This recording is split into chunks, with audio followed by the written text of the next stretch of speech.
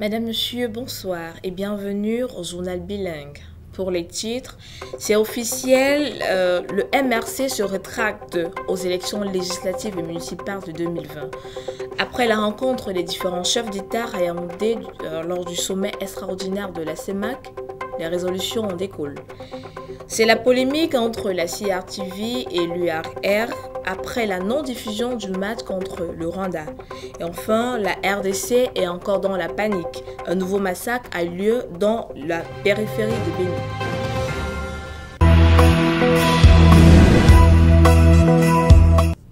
Le mouvement pour la renaissance du Cameroun annule sa participation aux élections législatives et municipales du 9 février 2020, ce lundi, au cours d'un point de presse tenu au siège du parti de Yaoundé.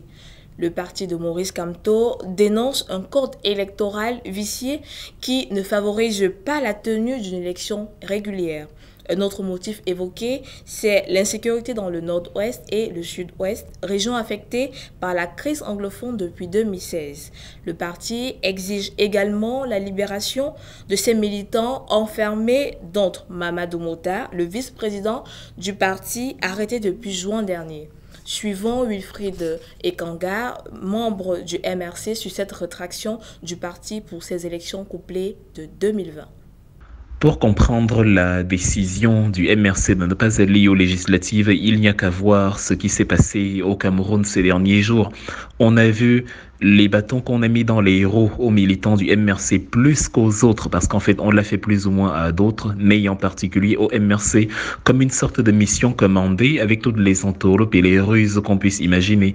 Les sous-préfets qui n'étaient pas là, comme à Yaoundé 4, les chefs de dépôt qui ne signaient, les chefs des impôts qui ne signaient pas les documents comme en Kongsamba, ou alors à Menganga, ou partout où les sous-préfets, les maires étaient absents parce qu'ils ne voulaient pas signer les attestations, les déclarations de résidence, les certificats de non-redevance et divers documents nécessaires à la réalisation d'un fichier de candidature correct. On a vu les gens qui n'ont pas pu se déplacer pour faire un simple meeting qui allait à Ebolo, par exemple Sam Sévérin Ango. Comment est-ce qu'on va battre campagne? Comment est-ce qu'on va espérer être élu alors qu'on nous empêche déjà de battre campagne? Donc voilà, il y avait quelques préalables pour aller à ces élections. Maurice Kamto a donné la perche au gouvernement en se disant « Cette fois, vous allez montrer que vous êtes de bonne foi ». Il y a 3 problèmes, le code électoral, la crise anglophone et maintenant les libertés publiques. Sur le code électoral, vous n'avez pas bougé. Sur la crise anglophone, vous n'avez pas appelé les anglophones et même le MRC, vous n'avez pas appelé le MRC au dialogue. Vous avez appelé les second couteau pendant que les leaders principaux étaient en prison et vous les avez libérés juste après. Tant de mesquinerie qui fait donc l'administration Biya montre que l'avenir du peuple camerounais joue les seconds, voire même les troisièmes rôles. Ce qui importe, c'est le poste politique, le pouvoir et les avantages que cela procure. C'est pour ça qu'on peut organiser une élection même dans un contexte actuel, alors que ça ne se fait dans aucun pays. D'où la question de Kamto. À quel niveau de tragédie le Cameroun doit-il tomber pour que Paul Biya comprenne que les échéances, les scrutins ne sont pas possibles dans le cas actuel des choses dont je paraphrase, mais en tout cas c'est de ça qu'il s'agit. Les MRC n'ira donc pas à ces élections. Ce n'est pas une politique de la chaise vide en soi, mais c'est un appel aux autres en disant si vous êtes vraiment opposé au RDPC, faites pareil, joignez-vous à nous, ça séduira le peuple et à partir de là le peuple nous suivra et les élections ne se tiendront pas avant que des réformes conformes à l'éthique, à la logique humaine ne soient réalisées. La véritable insurrection, c'est d'aller en politique, c'est d'aller voter, c'est de chercher des postes de maire, députés, des vestes, cravates et des bureaux alors que des compatriotes se font assassiner. Et ces motivations-là sont les éléments principaux sur lesquels, fort logiquement, le MRC a décidé de ne pas y aller. The party of Professor Maurice Kamto, the CRM, cancelled his participation to the twins election of the legislative and municipality on the 9th February 2020. This information came out after a conference held in Yaoundé today by the president, Professor Maurice Kamto. The decision is based on some reasons, which are the liberation of Mamadou Mokhtar and some of their other members, the permanent crisis in the Northwest and the Southwest region, and the parties asking for the revision of the Electoral Code. Mesdames, Messieurs, une fois de plus, bonsoir et bienvenue à cette édition de 20h. Winnie Kake, bonsoir. Bonsoir, Laurel Chakunte. Good evening and welcome to this bilingual news edition. The CEO of PEC Africa Coin, Dr. Dalvarez Goudjo, is a special guest at a meeting called by Cameroon Telecommunication and some operator of electronic communication in Yaoundé. The main objective is to concretize the digitalization transformation of the country. The CEMAC Head of State Summit ended in Yaoundé on the 22nd of November 2019 in a climate of calm and serenity. The president came out with some resolution, especially the engagement to reform the Francife report. The CEMAC Head African State, which took place in Yaoundé, ended in a climate of calm and serenity and came out with some resolution on the 23rd of November. First of all, the region will pursue its collective economic and financial recovery strategy with the assistance of the International Monetary Fund, the World Bank, the African Bank of Development, and the French Agency of Development. In second, the president called for strengthening and diversifying African central economies, improving the business climate, and raising the level of private investment in the region. They also recommended the CEMAC Monetary Commission and the BEAC to work quickly on the possibility to establish a new currency.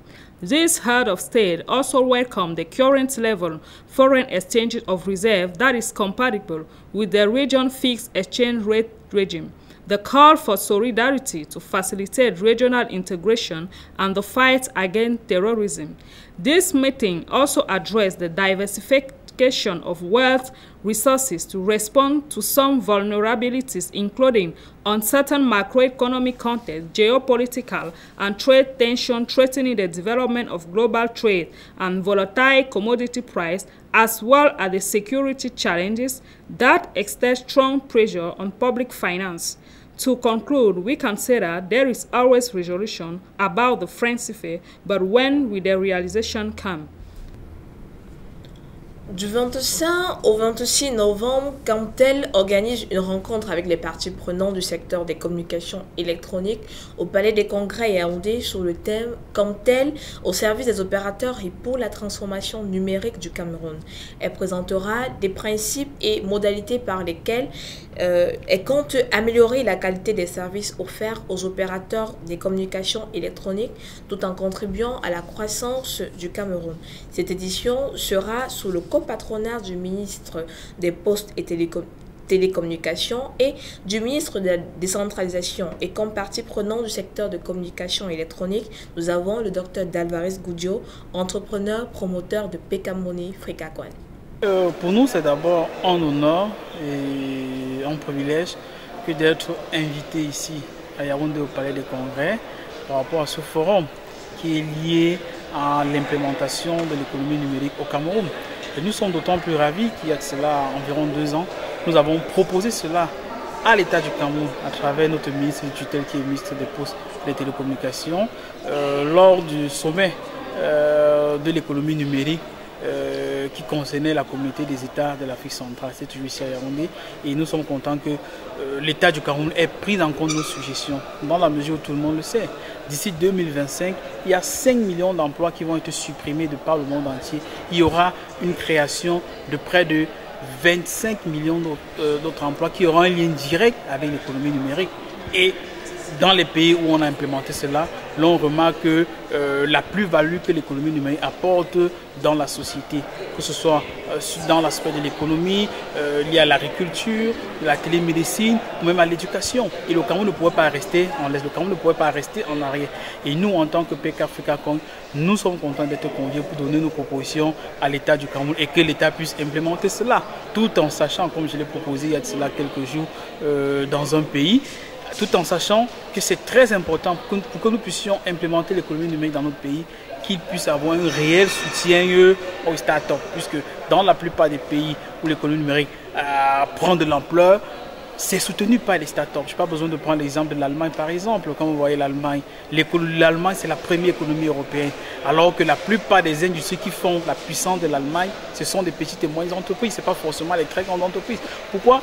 Parce que l'État allemand, l'État fédéral allemand a pris les dispositions pour soutenir les petites entreprises qui sont en train d'innover dans les secteurs. Nous sommes convaincus que l'État du Cameroun pourra implémenter ce type de mesures pour les startups telles que PK Africa Coin. Mais au-delà, quand même, regardez plus loin. Car PK Africa Coin a participé à créer la première blockchain africaine qui est Cori.biz, sur lesquels beaucoup de personnes font des opérations aujourd'hui. Et la blockchain peut sérieusement participer à faciliter les transferts d'argent sur le continent africain à des coûts extrêmement amoindris. C'est un principe qui est déjà appliqué par un certain nombre de banques de par le monde entier. C'est une technologie que nous apportons en Afrique et nous exhortons les États africains à implémenter aussi cela, car cela est utile ailleurs et nous ne devons pas rester en arrière comme nous l'avons été sur Internet et nous réveiller des décennies plus tard étant déjà beaucoup dépassé. C'est pourquoi nous sommes ravis d'être à Yaoundé et nous sommes convaincus que tout au long des travaux, tout au long de cette semaine, nous allons donner le meilleur de nous-mêmes. Et PK Africa, qu'on va apporter son soutien à l'État du Cameroun pour pouvoir continuer à améliorer l'implémentation de l'économie numérique au Cameroun en particulier et en Afrique en général. Le sommet extraordinaire de la CEMAC s'est achevé. Plusieurs résolutions ont été adoptées par les chefs d'État, notamment du Cameroun, du Congo, du Tchad, de la Centrafrique et de la Guinée équatoriale. Ils ont salué le redressement économique de la zone, relevé leur satisfaction à la reconstruction des réserves de change et pour les décisions prises la plus manquante qui portent sur une étude sur la question monétaire. En effet, les chefs d'État de la CEMAC ont préconisé la mise en place des mécanismes pour venir en appui au compte du trésor de l'institution. Ils ont également décidé de l'évaluation du processus des réformes institutionnelles en vue d'une révision des tests communautaires. Reportage. Réunis à Yaoundé le 22 novembre dernier, à l'initiative du président camerounais, son Excellence Paul Biya, président en exercice de la CEMAC, autour d'un sommet qui avait pour objectif d'examiner la situation économique, financière et monétaire dans la zone CEMAC et également d'analyser les perspectives des économies de la sous-région. Les chefs d'État de la sous-région ayant pris part à cette rencontre, dont 5 présents et un représenté par son Premier ministre, dont son Excellence Ali Bongo Ondimba, absent pour des raisons liées à son état de santé, ont après des exposés, des échanges de vues et examen des résultats obtenus à la suite de la mise en œuvre de la stratégie commune de sortie de crise adoptée en 2016 et analyse des perspectives économiques, financières et monétaires de la communauté dans un contexte mondial fortement marqué par des tensions géopolitiques, ont parmi tant d'autres décisions convenu d'accélérer l'approfondissement de l'intégration pour développer les échanges commerciaux intracommunautaires et préparer la CEMAC à tirer le meilleur profit de la zone de libre-échange africaine, améliorer le climat des affaires en zone CEMAC par des réformes structurelles d'envergure afin de promouvoir l'investissement privé, diversifier les économies pour les rendre plus fortes et renforcer les concertations des actions communes face aux nombreux défis sécuritaires liés aussi bien au terrorisme international qu'aux diverses velléités déstabilisatrices de l'ordre établi au sein de la communauté, pour ne citer que cela. Même s'il n'a pas été question de sortie du franc CFA tel que désiré par les différentes populations de la zone franc, le sommet extraordinaire des chefs d'État et de gouvernement de la CEMAC s'est déroulé dans une atmosphère de sérénité et compréhension réciproque. For about a week now, there is a duel between the Cameroon Radio and Television and the African Union of Radio Diffusion. The issue is based on the amount which was paid for the retransmission of the match Rwanda-Cameroon, which took place at Kigali on the 17th of November 2019. Reports. Since the end of the African Cup of Nations 2017 in Gabon, the African Television mandated the African Union of Radiodiffusion to negotiate down the retransmission right with the African Football Confederation. So the Cameroon Radio and Television chose a payment of right by package. Precisely, the package AFCOM qualifies of the 1,960 million of euro. For about 1 week today, this is a problem between the Cameroon Radio and Television and the African Union of Retransmission and the African Union of Radiodiffusion on the match Cameroon-Rwanda on the 17th of November at Kigali in Rwanda for the preparation of the African Cup of Nations 2021. In fact, CRTV and UAR are arguing about the amount which was paid. It is 1,500 million euro paid by CRTV at the last price of negotiation, or 1,960 million euro claimed by UAR. At present, the African Union of Retransmission maintains that it wouldn't have allowed the CRTV to broadcast the match because the amount required was not paid. More and more troubles hamper the daily life of Congolese, especially in Benin. Neither the Congolese army nor the United Nations Blue Helmets, who are there to keep peace in the country, seems to be able to put an end to this disaster. Reports. Since the end of Kabila, who called for the departure of the Blue United Nations element, security tension continue at Beni in the Democratic Republic of Congo. These attacks against the population, which kill dozens of civilians every day, seem to be attributed to Ugandan Muslim rebels. The Congolese are in tears and loudly claim for the departure of the United Nations peacekeeper. According to Denis Mukwege, Nobel Prize of Peace, they should seek for European and France help because neither the Blue Element, neither the Congolese army are able to put on an end to this disaster. C'est la polémique entre la CRTV et l'URR après la non-diffusion du match contre le Rwanda. Le dimanche 17 novembre, les téléspectateurs de la Cameroun Radio-Télévision, l'organisme public camerounais de la radio-télévision, ont cherché en vain sur tous les canaux de la télévision où voir le match de la deuxième journée des éliminatoires de la Coupe d'Afrique des Nations 2021 entre le Rwanda et le Cameroun. Reportage. Le dimanche 17 novembre, le Cameroun s'est imposé face au Rwanda dans le cadre de la deuxième journée des éliminatoires de la CAN au Nyamirambo Stadium de Kigali. Une rencontre qui n'a malheureusement pas été diffusée sur les antennes de la télévision nationale CRTV. Les supporters des Lions indomptables ont été nombreux à manifester les mécontentements sur les réseaux sociaux et estimant ne pas comprendre comment une chaîne financée par les impôts de tous les Camerounais peut être incapable de diffuser une rencontre de l'équipe nationale. Réaction qui n'a laissé indifférents les dirigeants de la chaîne publique. Dans un communiqué signé, le directeur général de la CRTV, en la personne de Charles Dongo, a affirmé que la CRTV avait versé à la Confédération africaine de football et à l'Union africaine de radiodiffusion à travers l'État du Cameroun une somme d'1 960 000 €, soit plus d'1,280 milliard de francs CFA, qui représente le prix de la licence des droits de diffusion de la CAN 2019 et des rencontres aux qualifications de celle de 2021. Un communiqué démenti plus tard par le directeur général de l'Union africaine de radiodiffusion, M. Grégoire Ndiaka, qui affirme que son institution n'a rien reçu de la part de la CRTV.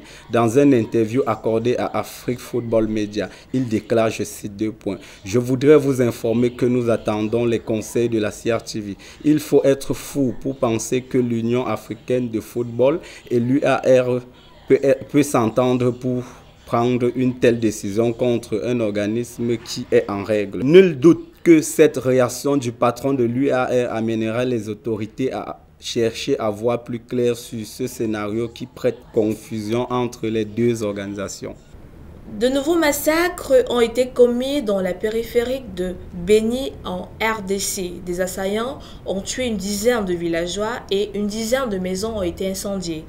Cette nouvelle attaque des ADF a eu lieu au quartier Massiani à Beni. Il est à noter que la situation reste tendue dans la ville de Beni, dans le nord Kivu. Après la mairie, c'est la base de MONUSCO qui a été attaquée ce lundi 25 novembre par les manifestants en colère. La population de Beni accuse cependant Kinshasa et Kigali ainsi que MONUSCO d'être à la base des massacres et de l'insécurité à Beni. Reportage.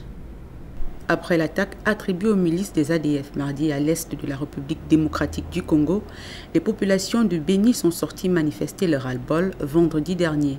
Une manifestation qui leur a permis d'exprimer leur mécontentement face aux multiples attaques de cette milice qui ne cesse de coûter la vie aux civils et qui met Béni dans un état d'instabilité et d'insécurité. Mais aussi protester contre la présence des casques bleus qu'elle juge inefficace dans la région qui, depuis son arrivée à Béni, n'a jamais permis d'éviter une attaque selon elle. Les manifestants traumatisés par le massacre des ADF depuis octobre 2014 n'ont rien voulu entendre. Ils ont détruit un mur et arraché les barbelés qui protègent l'entrée du camp de la mission des Nations Unies en République démocratique du Congo. Des tirs de dissuasion du contingent malawites se sont fait entendre, soutenus par l'armée et la police congolaise à grand renfort de gaz lacrymogène pour essayer de dissuader les manifestants. Mais dénombrés à presque 1000 personnes, les manifestants ont décidé de continuer jusqu'à ce que le départ de la MONUSCO, de Béni et de Butembo soit obtenu. Un départ qui avait déjà été demandé par l'ancien président congolais Joseph Kabila Kabange avant la fin de son mandat lors de l'Assemblée générale des Nations Unies en septembre 2018 à New York. Ce lundi matin, les populations en colère ont partiellement incendié la mairie de cette grande agglomération du Nord Kivu, proche de l'Ouganda, en signe de protestation pour la mort des 8 civils tués dans la nuit de dimanche à lundi à Béni, dans l'est de la République démocratique du Congo, et dénoncent depuis plusieurs jours l'inaction de l'armée congolaise et des casques bleus des Nations Unies présents dans la région. Burkina Faso, the country of honest men, as usually called by its leader, Thomas Sankara, called for a G5 Sahel meeting on the 21st of November 2019 in order to find solutions against terrorism. Social cohesion was valued as a main solution to fight against extremism, radicalization, violence, and terrorism in the country. Initiatives to defeat terrorism are increasing. Burkina Faso, the country of honest men, hosted the last Thursday a meeting with participants from G5 Sahel members countries around the theme of social cohesion between the different communities. The participants came out with propositions we wish to use social cohesion as the main weapon against violent extremism and radicalization.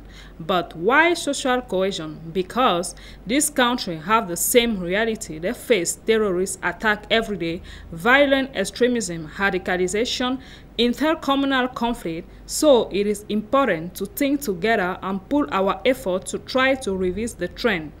Social cohesion is also important because it can lead the countries to understand themselves and go less toward violence. So this meeting aims to explore all the avenues likely to make social cohesion a principal vector of peace, tolerance, and living together. The United Nations accused the foreign country of violating the embargo imposed on Libya since 2011. Their action slowed down the process of peace in Libya. Reports. Since the end of Muammar Gaddafi government in 2011, Libya is devastated by fratricide conflict. Ghassan Salam accused, without naming, several countries of aggravating the crisis in Libya. At a meeting of the United Nations Security Council in New York on the 21st of November. So the United Nations envoy for Libya has used foreign power to respect the embargo about the arms on Libya, who was imposed since 2011. According to the UN experts, Jordan, Turkey, and the United Arab Emirates violated this embargo. Those countries trained troops of Marshal Khalifa Haftar, used aircraft bombers to help his troops, and also provided weapons. Marshal Khalifa Haftar is the head of the self-proclaimed Libyan National Army. Those actions were precisely noticed on a biscuit factory attack which made 10 deaths according to the Minister of Health. So the United Nations emissary launched a call of conscience on the danger and direct consequences of foreign interference, which can be interpreted as a war crime and most of the time bring difficulty in the resolution of the conflict. The fight for Tripoli government has already made about 1,000 deaths. What about the other African countries where foreign interference are obvious? Les initiatives pour vaincre le terrorisme se multiplient. Le Burkina Faso abrite depuis le jeudi 21 novembre une rencontre avec des participants venus des pays membres du G5 Sahel autour du thème de la cohésion entre les différentes communautés. Il s'agit pour les participants de proposer des pistes afin que la cohésion sociale soit la principale arme contre l'extrémisme violent et la radicalisation. Reportage.